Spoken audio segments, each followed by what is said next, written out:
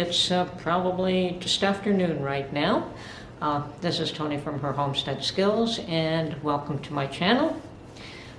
Today's video is thrift store.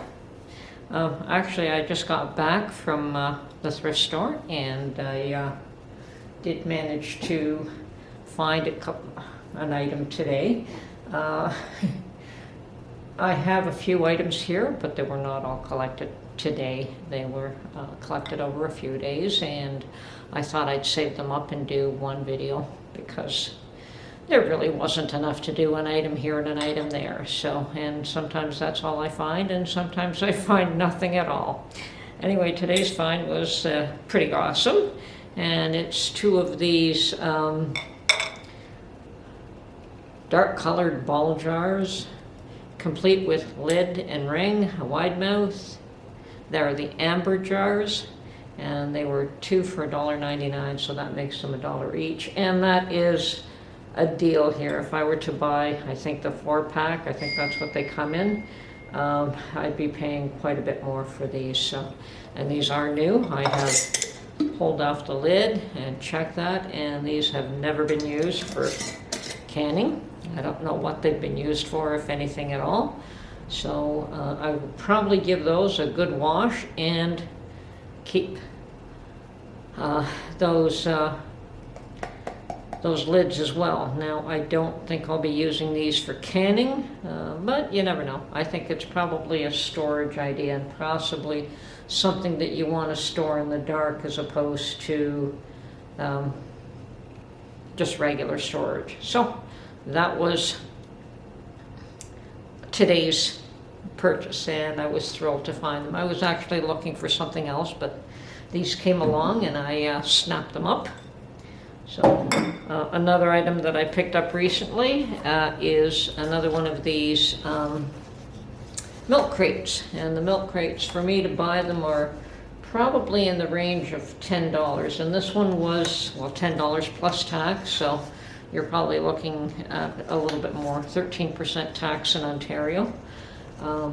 So yeah, this was not a bad deal at $4. I've seen them for $3, but this one was in good shape, and I have avoided the ones for $3 that were banged up, but this one looks fairly clean and in good shape and not bashed up. And I do use these for pint jars. I can put 2 layers of pint jars, either 12 or 13 per layer, depending on if how I put them in and how successful I am at getting them in nice and tight. And then I put a layer of cardboard in between and put a second layer on top. Now that is strict. Pint jars fit perfectly in this, whether you choose to put 12 per layer or 13 per layer. I'm still trying to find some way to be able to store quart jars without a lot of space in between.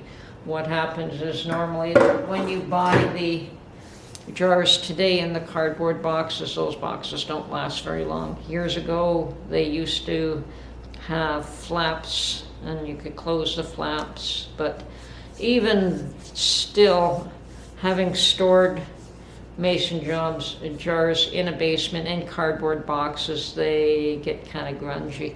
So these are something that you can hit with a hose and you can clean them. And then to haul 24 jars up at one time to be able to use to fill is nice to have. So I like to wash them. I especially like to use these for storage of empty jars, and throughout the season you'll get more and more empties, and you need a place to store them. Anyway, next item, which was also another mason jar buy, I found 4 of these 1.5 quart. Now the 1.5 quart I don't use for canning either, but they're great for storage. So they're not the half gallons, but they are about half that size. So you can use these for canning. I suppose I could put tomato sauce in them. I think that is one of the items that I might put in them if I were to use them for canning, but there's not too many others. Now, they can also be used for fermenting jars. They're definitely a good size for that, for pickles and for cabbage. They're not the half-gallon, they are smaller than that, so they're a good size for fermenting jars. So yeah, picked up 4 of these, and when I can find the Bernardin with the wide mouth, this size, I really like them. And this price of $3 for 4 of them is great, less than $1 a piece, and that's hard to find. Sometimes they want $2 and $3 just for one of these, and that's when I just walk by. That's although they're a nice jar to have, that's too high a price for me. I'm not interested in that.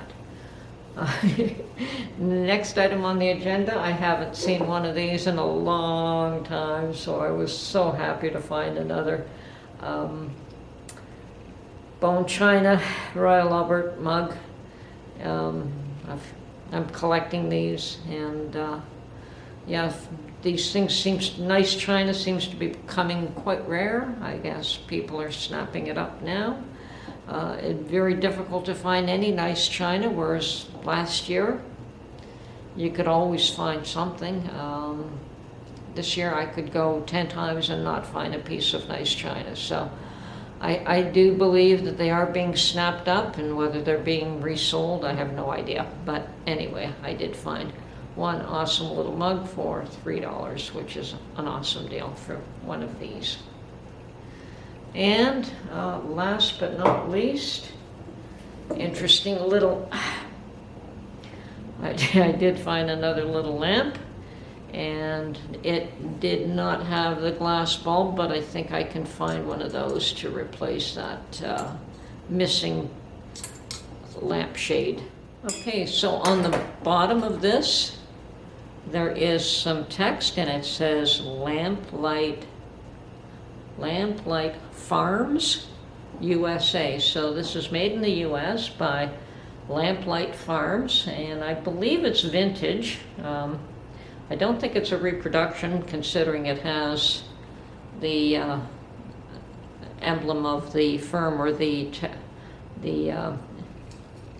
company Lamplight Farms embedded in the glass, so it's probably an original rather than a reproduction.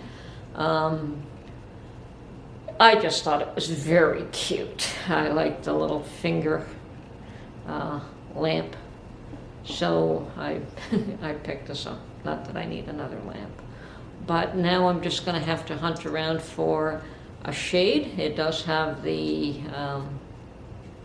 wick, and this all works nicely. I can put the wick up and down. There's no rust or anything there that I can see. It does open up, so it can be filled with lamp oil, and I just have to find a glass for it. So that is my thrift store purchases for today. I'm quite happy with what I found. Now to wash these and find a home for everything. Okay, so this is Tony from her Homestead Skills. I hope you enjoyed my thrifting. I know I'm pretty much set on certain items. I like china, I like glass, definitely mason jars. I can't seem to resist whether I need them or not.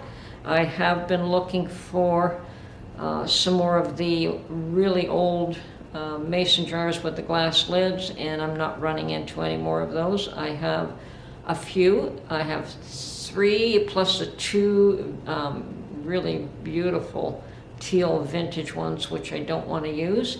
I'm looking for at least another 2 before I try to use them for canning. And I did find a couple of jars with no lids and no rings, so just the jars.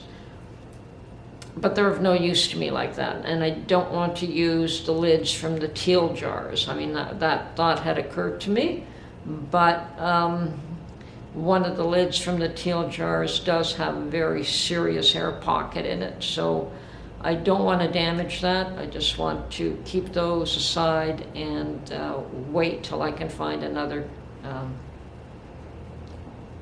a plain glass lid that is a little more expendable than what those would be in my eyes. Those are definitely more vintage, and I'd like to keep them.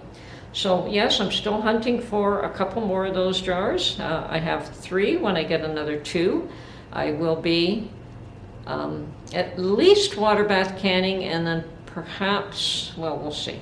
Right now, I think my thought is just to use them for water bath canning and see how that holds up. Okay, I hope you enjoyed this video. This is Tony from Her Homestead Skills, and hopefully you will be coming back for the next one. Have a great day. Bye for now.